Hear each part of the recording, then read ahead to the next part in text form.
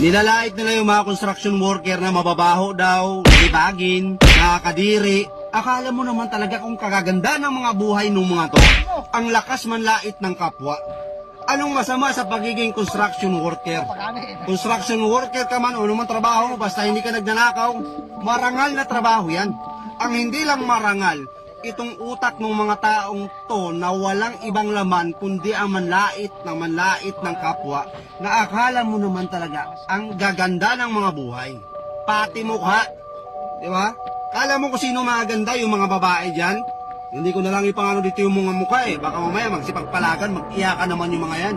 Yung mga babaeng diring-diri sa mga construction worker na lagi na lang pinupost sa TikTok, kahit dito sa Facebook, na pass sa mga construction boy. Nakakadiri sila, ang babaho nila. May mga vlogger dyan, kilala nyo na yan, kahit di ko nasabihin, napanood nyo rin naman yan.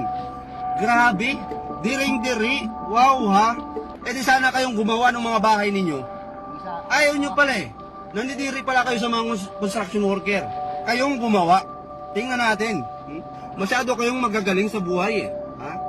Baka yung mga magulang ninyo, baka yung trabaho niyan, kawatan yan. Ha? Baka yung pinapakain sa inyo ng mga magulang nyo, ang ganda ng trabaho ng mga magulang nyo, pero lakas naman mangawat. Ha? Ang lakas mangutong sa kaba ng taong bayan.